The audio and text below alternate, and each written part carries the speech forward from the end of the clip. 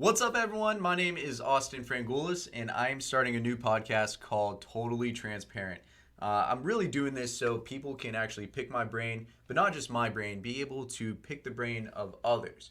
So I hope to have guests on here, have friends, family, some great inspirational people. Hopefully this stuff will make you laugh, cry, be inspired, be motivated, and just a little bit of everything in between.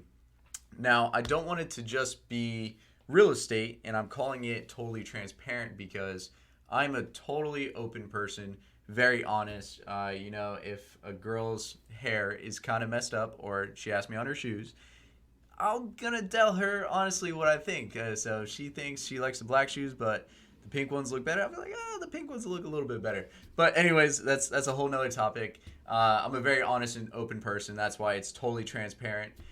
So I can't wait to have others on here, and I'm just going to go into it today. Today I wanted to talk about how you need failure to succeed. And the very first thing I have on here is mental toughness. Mental toughness is so big when it comes to failure. And the only way to succeed from failure is having that mental toughness. Mental toughness, and I'm actually going to read the description for you guys, what Google says here. It says, mental toughness is the ability to resist, manage, and overcome doubts, worries, concerns, and circumstances that prevent you from succeeding or excelling at a task or towards an object or performance outcome that you set out to achieve. And I absolutely love that because that is everything on what mental toughness is, so it kind of saves me the time from explaining it. But really, you need it just to be able to keep moving forward. In real estate, that's where my career is. I do own a real estate company. And everything with real estate in the beginning is mental toughness. Because I remember in the beginning, I would have to call online leads. You know, it's almost cold calling. And these people would reject you nonstop, just consistently reject you. And they would always tell you 99 out of 100 of these people are going to tell you no or F off. And it's really, really not the funnest thing in the world. But that one person that you do make a sale on is 1,000% worth it. And even though you're only selling to the 1% out of the 99, it's so worth it in the long run. Because if you sold one house and you made, just one house a month and you made $7,000 each month, that's pretty good money. I mean, that is what? Just off the top of my head, $84,000 a year. Now, that's not taxes, but it's still pretty good money to a lot of people. But the biggest thing that I saw nonstop was, and that really made me different from everyone else, is that mental toughness part where I just wouldn't stop making the phone calls. Even though 99 people told me to F off, I kept pushing forward because I was just looking for that one. And there's a lot of times where I would just laugh, be like, all right, dude, next time, I'll call you in 2 months. Even though they said don't call me, but, I got to make a living too. But anyways, that's what I tell all my people in the very beginning is I'm like, look, guys, you can't stop. Even though just 5 people in a row told you to never call them again or like stay away. It's having that mindset that I'm going to push forward and get that next person. And that's the biggest key. And you can take this with anywhere in life, whether you're a firefighter, a teacher, a cop, real estate broker, literally anything in life you can take mental toughness to. I have a twin sister. I actually have a tattoo that says Twin 2 on here. Love you, Angela. But she is a preschool teacher. And I could only imagine the mental toughness in this chick. Not just that, she also runs like 3 to 6 miles a day. And that is another form of mental toughness as well. So she is one of the strongest mentally I know, especially being able to deal with, let's just say, 20 toddlers at a time, or not even toddlers. I guess they call them pre-tots, Angela. I have no idea. But just say a bunch of 4-year-olds, like, if there was 24-year-olds in a room, I would probably lose my mind. I could deal with 5 that we kind of overlook at church and all that, but 20 in a room, oh my gosh, I don't know how you teachers do it. I totally appreciate you guys because someone has to do it, and not just that, you have to have the mental toughness to keep on moving to teach these kids the proper lessons in life. Because if you guys don't teach them from the beginning, then they end up horrible people later. So you guys probably have one of the most mental toughness jobs that is out there. So super kudos to you. I don't know how my sister does it. Not just that, again, with the whole running thing. She goes to work at like 6, 7 o'clock in the morning and runs 3 miles before that, and then goes to the gym and sometimes runs 3 miles again. I struggle at just waking up at 8 o'clock in the morning. So I have no idea how she does it. I would say my sister is more mentally tough than me, but I'm proud to call her my twin. So love you, Angela.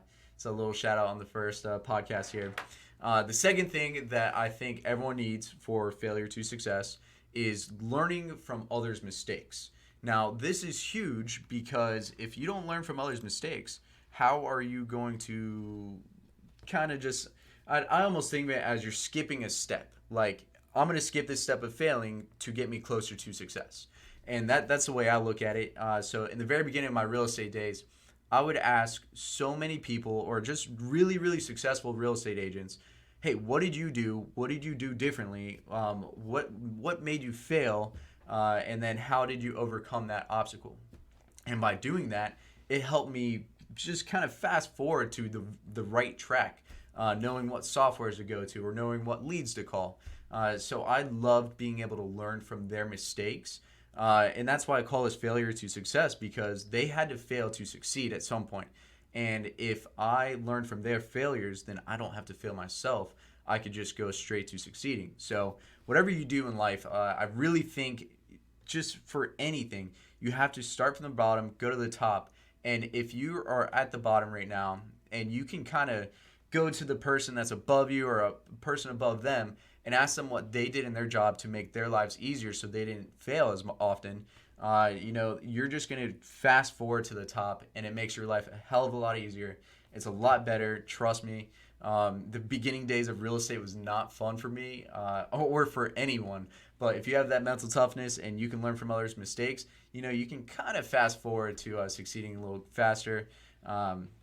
So learn from others' mistakes, because then you don't have to make them yourself. But that'll lead me to my third thing, is learning from your own mistakes, looking forward to failing. And I always look forward to failing for multiple reasons. One of the biggest things is it's a huge learning lesson to where I don't have to make that same mistake again. Number two is, where was I going with this? Looking forward to other mistakes. The comfort zone. So comfort zone is, it's everyone has it, and you're only going to really learn from it if you step outside of it. And once you step outside, you're most likely going to fail. But that's where you learn everything you need to. So some people are afraid to step out of their comfort zone solely because they know they're going to fail or feel like they're going to fail, which isn't always the case. It's really a really good learning lesson. And so if you can look forward to failing because you know that you're only going to succeed faster, then that's what you need to do, and just rewire your brain that way. It's like, okay, I'm going to fail. I know it. I may not fail, which would be great. But if you do fail, this is your learning lesson to not do it again and what you can do better next time. So that's why I always look forward to failing, because it's me stepping out of my comfort zone and just me growing and getting bigger as a person. It's expanding my mind and then teaching me new things on how to go about life. And again, this could be applied anywhere in life. And I'll just throw this out there. I go to Orange Theory Gym. I work out 5 times a week. And right now I go to the Orange Theory in Red Mill Commons. And I love it there because they truly push me out of my zone.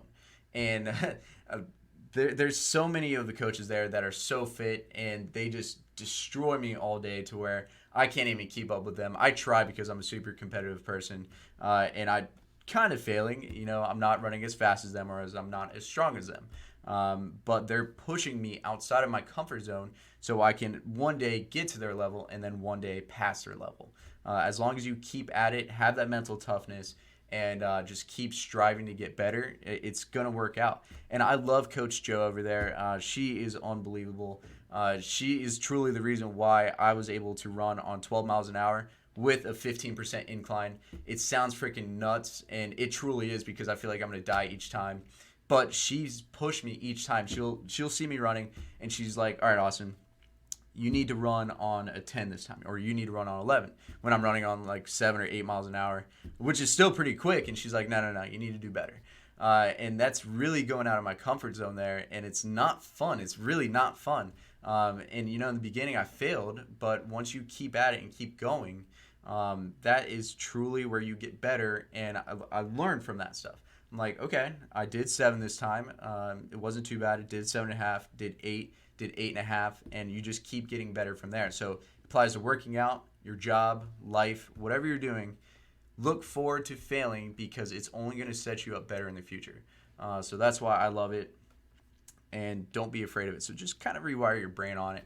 The fourth thing I've got on this is hustling through failure. So again, this kind of ties into mental toughness. You can't ever stop hustling in life, though.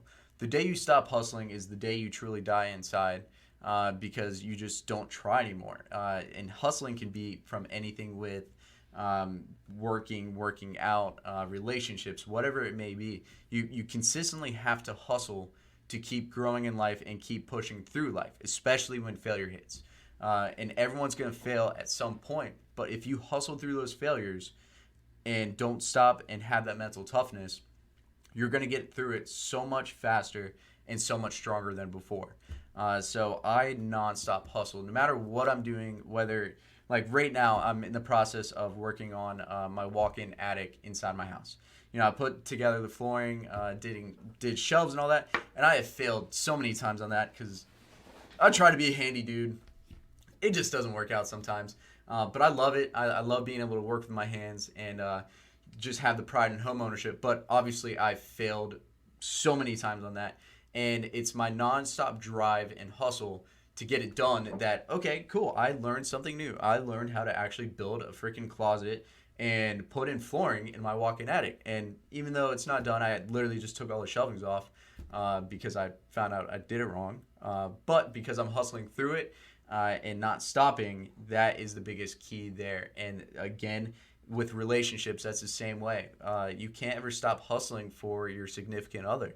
The day you stop that, something is going to go awry and it's not going to be fun.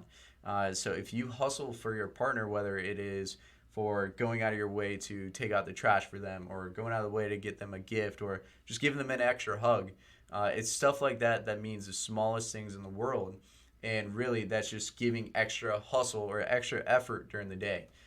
So whatever it may be, you can't ever stop hustling, because the day you stop hustling, it's not going to be good. But if you do always hustle, then life does end up pretty well, and it is nice. And again, everything just gets better.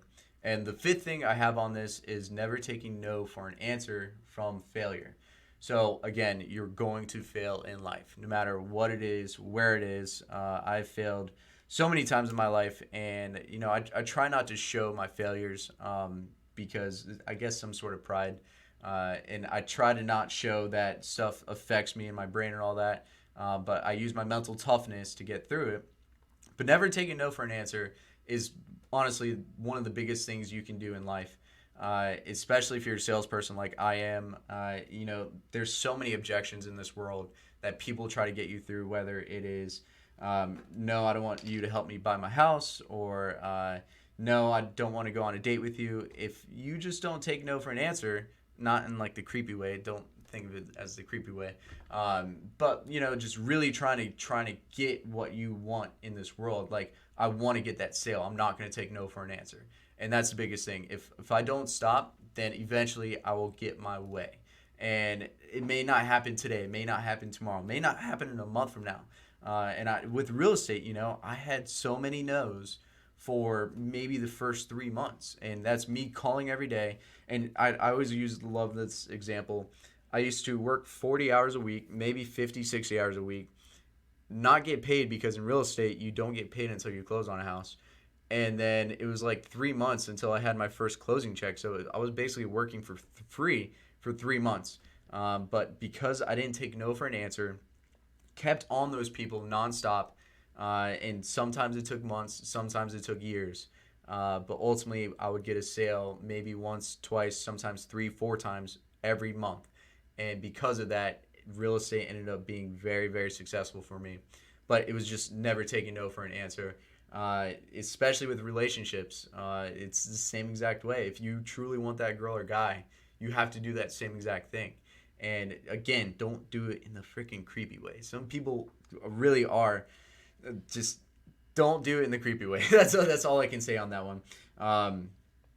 But you just got to keep striving in life. Don't take no for an answer, especially if you're a salesperson, and it will work out really well for you. And not just that, like just say if you have a normal job and you're looking for a raise, if you take no for an answer and just keep on pushing and show them why you deserve this raise, then it's going to work out for you at some point. And if not, maybe it's time to consider a new job or a new aspect of life. I don't know, but that is my advice on that. So just don't take no for an answer, and it should work out pretty well. So to recap what I would talk about, it's failure to success. You have to have mental toughness. You have to learn from other people's mistakes.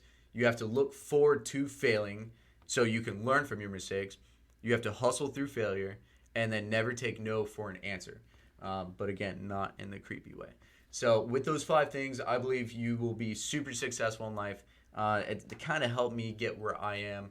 I'm 25. I own a real estate company. I've got multiple companies with some partnerships, and it's truly an amazing life. But what's crazy is you can say I'm successful. You can say, oh, look at his house. I still drive my old car from high school, and people joke me about it all the time. But I have had so many failures in my life. And a lot of people don't see them, or they don't see me now today when I had them. So they don't think I went through anything. But, you know, I went through some really, really tough times back in the day, especially through college. I ended up dropping out of college because I just didn't see my time as valuable there anymore. And it's not like I was a failure because of college. You know, I made pretty good grades. I just saw it as a waste of time. And I guess some would say I failed out of college, sure. But went back home and with my mental toughness and hustle, kept driving to just strive to be better and better no matter where I was going. I had no idea what I was doing. I had no idea where I was going. I didn't know I'd end up in real estate, eventually owning my own real estate company with 30 plus agents. So it is super awesome that where life can take you if you just don't stop, don't take no for an answer, nonstop hustle. I've really only been in the real estate industry almost 5 years now, about 4.5. Sold over 100 houses. It has been an awesome time. I love what I do. It feels amazing. I don't ever feel like I'm at work. But again, that failure led to my success. And if it wasn't for those failures and learning from other people's failures, then I would not be where I am today. And that's where I try to teach a lot of people today is like, hey, look, learn from my mistakes. This is what I did. This is what makes me successful. And this is what could help you be successful. But everyone's got to eventually create their own path. So just learn from your failures and what doesn't work. Then learn what does work for you and then kill it on that. And one of my favorite examples is my buddy Dan. He's one of my agents. He is truly phenomenal at what he does. And I remember meeting him a couple years ago just because he was a really, really great guy. You could just tell he's going to be someone who's successful in the future. And we had coffee at Roast Rider right over in Hilltop. And it was just cool getting to know him. Cool to see where his path was going to lead. And now that he's one of my agents, it's truly an honor to have him because that dude went from having 0 sales in real estate to being one of our top producers at our entire company in just a matter of 2 years or so. So anyone can do it in this world. I'm even going to give Heather a shout out too. Heather's one of my agents who just nonstop every day in the office hustles, grinds, doesn't take no for an answer. And yes, she has failed. Yes, Dan has failed. Yes, I have failed. We've all failed, but it's that hustle, grit, failure, learning from others that helps them succeed. And that's why I love failure because you truly need it to get to where you want to be in life. Just have a goal in sight, know you're going to fail, learn from it, and then push forward. So I hope this was a cool podcast for you guys. I will have others on here as well, so look forward to those people. And I can't wait to keep doing this with you guys. So everyone enjoy and, wait for the next one. Take care, everyone.